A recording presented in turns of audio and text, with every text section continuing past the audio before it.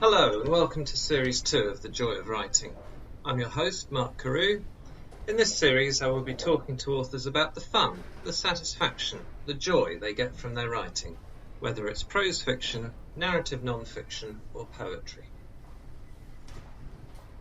In this episode I'm intrigued to learn from Ed Parnell, author of Ghostland, how the writing advice he gives to students applies equally to the teacher, and how 3 books were in particular important to him in his own development.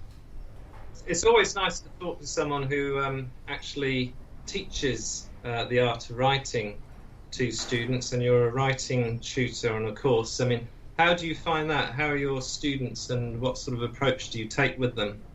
This is quite a new development for me. It's something I've been doing, teaching a couple of online narrative non-fiction courses since February. So actually the first one I started kicked off, and it had all of these different exercises about going and observing people, sort of having a conversation in a cafe, all this kind of thing. And then within a couple of weeks, all of the coronavirus stuff unfolded. So suddenly I had to rapidly rejig many of the kind of later assignments and things.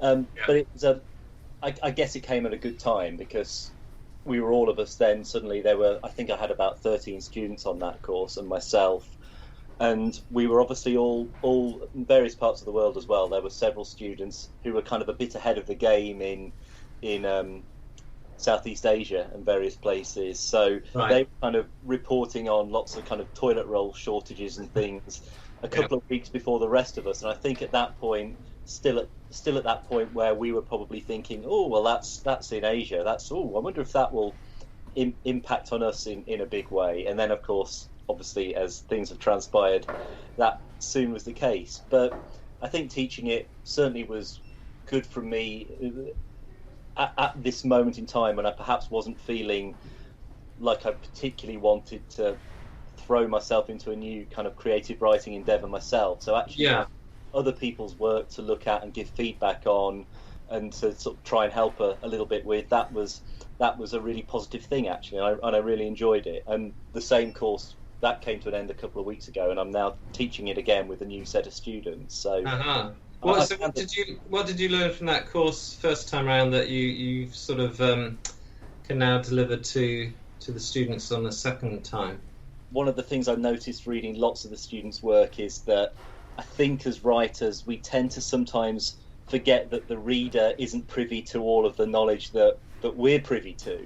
Right. So there's a lot of stuff where I'm kind of gently reminding people, look, you may know this fact, but the reader doesn't have a clue about this. And within that, then there was lots of kind of things that came off from that. But actually, I then thought, I'm not very good at doing that either, and I really need to try and these lessons that I'm teaching people, they equally apply to me, and I need to think of these. When I start writing my next book, whenever that is, I'm hoping that it will kind of, a lot of these lessons I'll remember them as well. So I think that could well be useful. Let's see.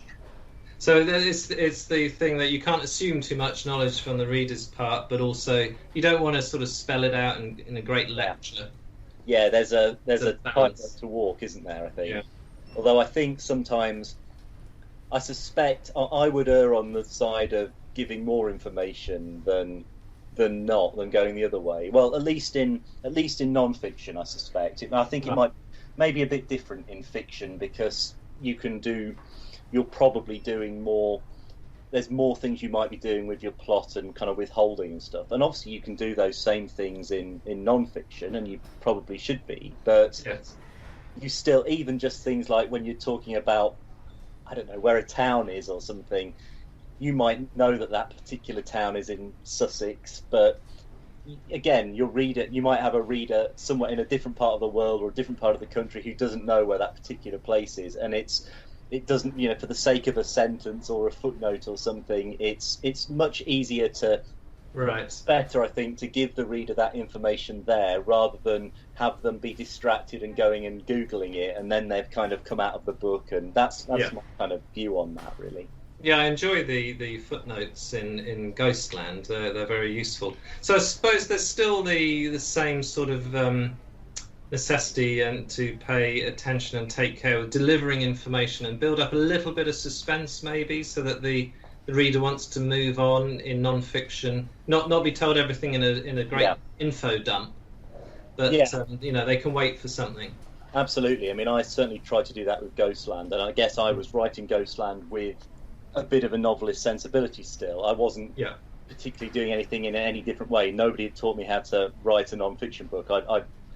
I'd written one novel before, and I suppose I took the same lessons that I'd learned myself from that and applied them to the non-fiction book. So I wanted people to want to know, well, that's a mystery there, what's this, or withhold little bits. And I definitely think you can apply some of those same kind of tactics, really.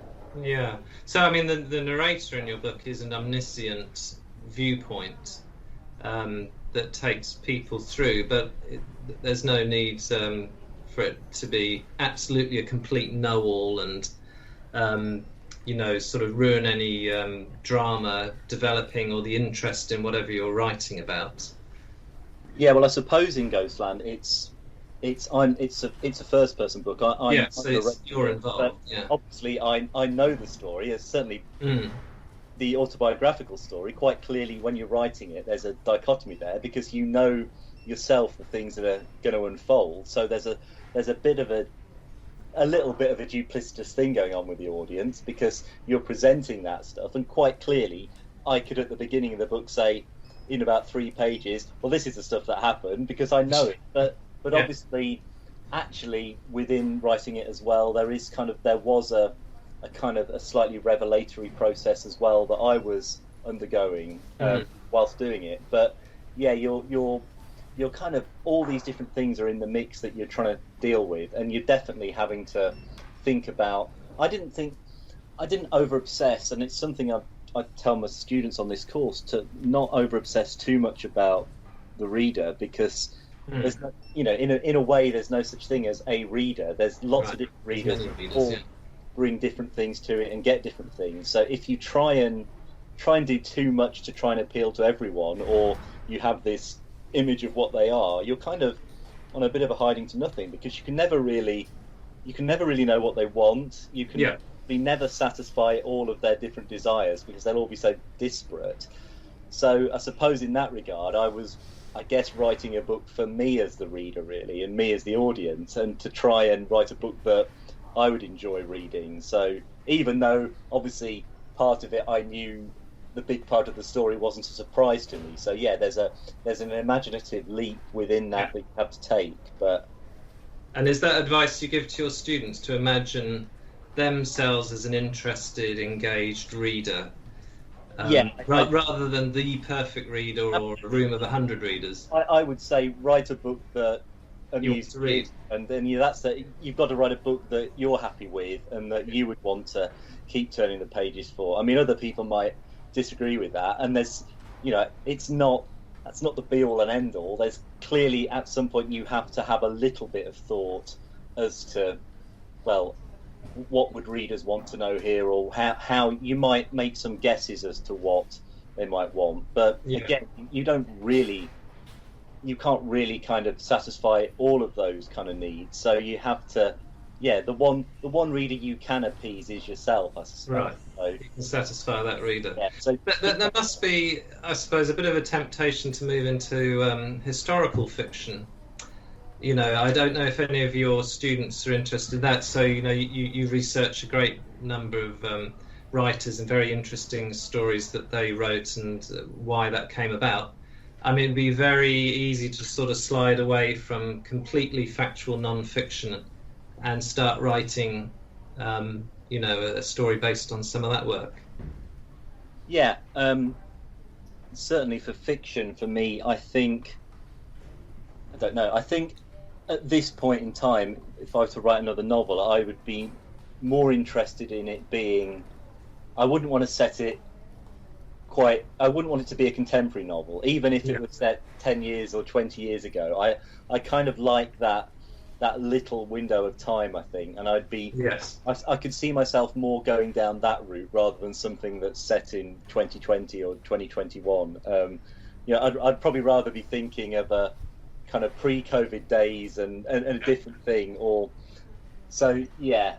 I think somewhere in Ghostland you say, and I don't know which writer it was, but they said something like it's right and proper that a ghostly tale is a few years in the past. Yeah, it's a line from, and I can't remember it off the top of my head, but it's an M.R. James line about a haze of distance is desirable, Right. 30 years. And that kind of became my modus operandi for Ghostland, in that a lot of the events in that book for my own life were kind of looking back 30 years or so. So I was doing a similar thing, actually. Looking back to those events and trying to make sense of them, and to see kind of what else then could emerge from that. Now, I know that one of your influential books certainly has that haze of distance. It was set in the Victorian, just after the Victorian era. Is that right? It was England's Lost Eden. Yeah, so this was a book I'd read. I think I probably read it about a year before I started writing Ghostland. It's a book by Philip Hoare, who's one of my favourite non-fiction writers. I mean, the book by him that most people would have first heard of would be Leviathan, which he won the Samuel Johnson Prize for, which is a book about Moby Dick and really about whales and his response to all of that. It's a fantastic, huge, thick book, and a book I really love. But off the back of reading that, I think the next one I read was England's Lost Eden, it's a non-fiction book about the New Forest, which is somewhere that I also write about in Ghostland, and is somewhere that's got quite a kind of connection to me, because we went there on a quite an early family holiday, and my brother used to live not far from there, so it was somewhere I'd been to a lot. So it was a place that I was reasonably familiar with, but always seemed a bit mysterious, and also kind of had slightly kind of romanticized connotations in my head, I suppose, because I was looking back through that haze of distance, earlier visits, on family trips and things. But it's a book about that sort of 19th century, towards the end of it, all these religious sects and cults that kind of emerge, with people kind of prophesizing the end of the world and salvation. And then there's all stuff about spiritualism, and Conan Doyle, who I write about in Ghostland, in that New Forest chapter. He had a holiday home there, and lots of his sort of seances were taking place there. That's sort of mentioned quite briefly in Philip's book, but there's other kind of figures. There's the art critic Ruskin. There's just all these different disparate people were drawn there, and he really magically weaves their stories, I think. And I suppose that was a little bit of a model for when I then came to, when the prospect of Ghostland came along. Well, I was thinking, well, if I was to write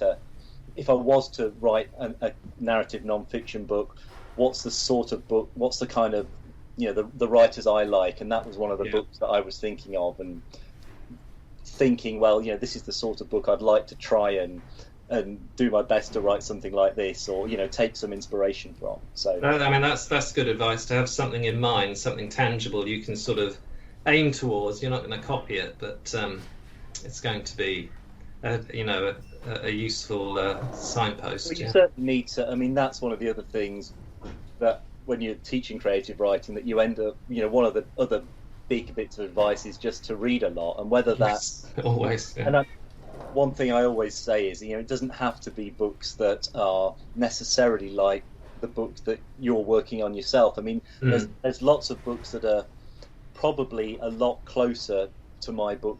There's books that people have sort of made comparisons with Ghostland, which I can see the comparison, but they're not books I've read. So when people kind of imply, oh, you've probably read, one that kind of people say there's some similarities, and I can see that there's thematic similarities between my book and Helen MacDonald's H is for Hawk, which is a book that's on my bookshelves, but I've still never got round to reading, because I think when Ghostland got commissioned, I didn't want to read it because I didn't want to read a book that was perhaps tackling some similar themes, and then to feel that I was being derivative anyway. So it's still a book I've not I will read it because it's obviously meant to be a beautiful book, and I will get around to reading it one day. And now I think I can, but yeah. So yeah, that's a good point. I've had that when you're writing something and you find a book that's going to be a bit similar, and you think, no, I can't read it.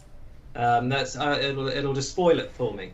Exactly. It'll influence me somehow, and that's not what we want.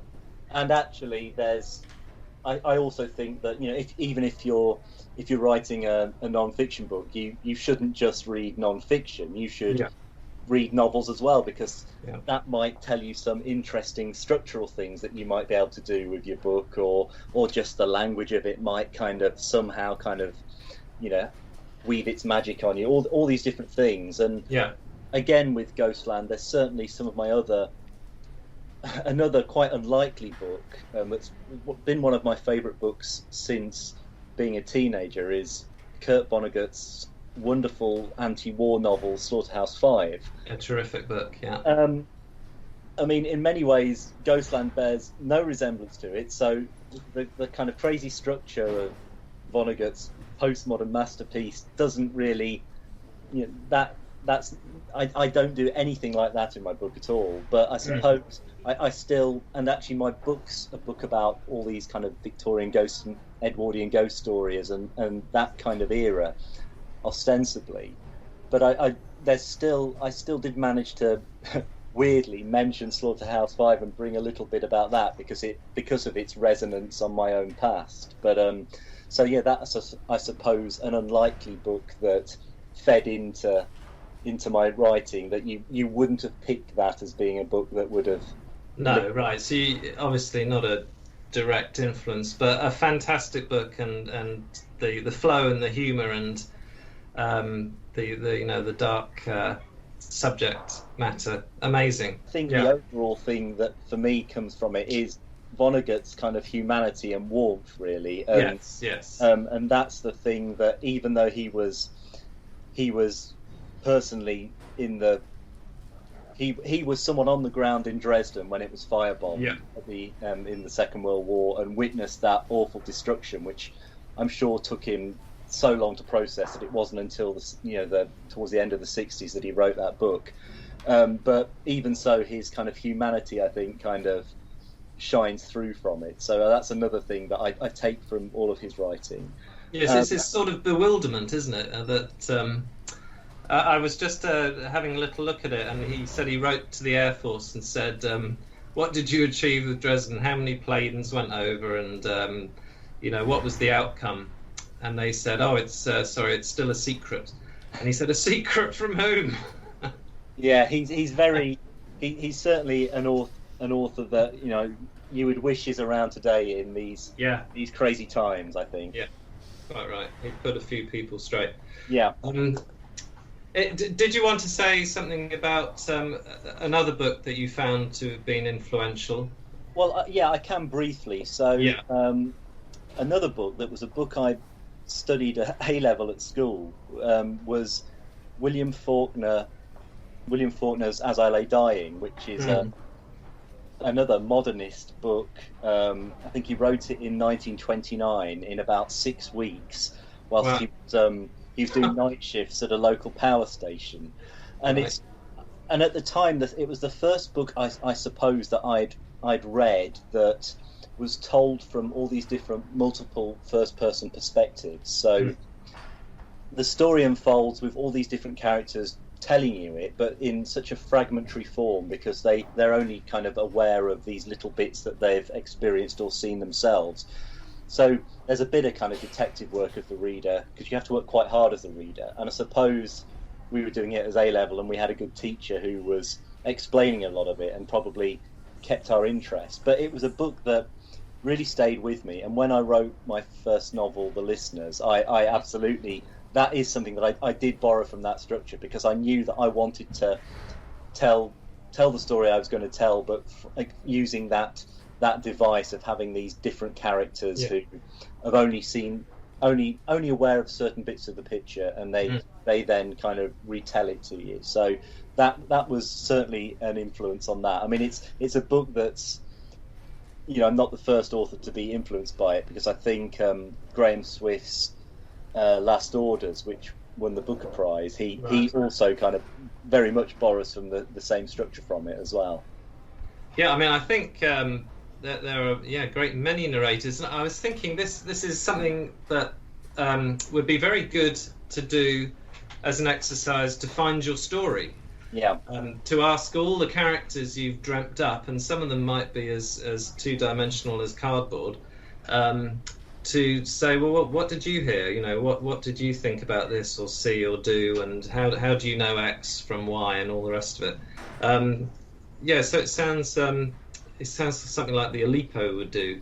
The constraint of they did that, didn't they? Someone did that. They told the scene from multiple viewpoints, the same scene. Yeah. Many times, and got a little bit of light on it, a different light on it each. It's quite a filmic thing as well. I mean, there's lots of films do a similar thing, and I guess when I first read it, I'd probably seen, because I was quite a film buff, I'd probably seen a few films where I kind of recognised that same thing going on, and that would have also been one of the things that attracted me to it, I think. Right, yeah, that fragmentation and building the world. Yeah, in a very realistic manner as well. You don't have the omniscient sort of puppet master. No, you're completely in the head of those characters. Yeah, no, absolutely fascinating. They've all got quite different voices as well, and that's quite appealing as a reader, at least to me, in that you're getting kind of, they're not. If you're getting a bit tired of a certain character, then well, actually, there's only another 10 pages, and then I'll be on to this next character who I really like. And there's an element of that actually, as a reader, it kind of can. It perhaps doesn't work for everyone, but I quite enjoy that it breaks up the reading experience a little bit. Yes, and I mean, again, it'll help you find who is your main character. If you want to just have one or two or three, or maybe just the one. I mean, who's got the most to say? Who can carry the story? Yeah, and it might not be who you originally think. It might be somebody else. No, and there's this strange thing that goes on, and in Faulkner's novel, there's one chapter that is, to cut a long story short, it's essentially a book about where this dirt poor family in the American Deep South, in the build up to the Depression, their mother's died, and they are taking her body back to her hometown. That's quite a journey by horseback to bury her, and various things go wrong en route. Yeah. But kind of also, so within that though, there is a chapter where you hear from the dead woman, and she has a chapter where she narrates it, which is a device I really liked. And I was half tempted in my book where there's a similarly unpresent figure, although the father in my book, John Abraharts, died a year before the events have taken place, and he's a figure who really kind of, he dominates, but I decided in the end not to give him any chapters. I mean, I couldn't think of a way of doing it that wouldn't seem too contrived, but actually, even though you don't hear anything directly from it, I'd like to think that he's kind of striding through the background of the whole novel, and kind of in a sense he's one of the main characters in it, really, him and his son. Yeah, even though you never hear from him, but that was quite an interesting thing to. Oh, that's remarkable. Whilst I was writing it, yeah, fantastic. Well, that's a great range of inspiration there, from non-fiction to fiction, and all about the art of it. Fascinating stuff. I think your students are very lucky to have you. I'm not so sure, but anyway, thank you. Cheers, Ed. Thank you very much. That's the end of Series 2 of The Joy of Writing. My thanks to all my guests for their insight into how a writer works and thinks, and how they got where they are and where they are going. The next series will feature a recap of what we have learnt so far, so stay tuned for the next series of The Joy of Writing.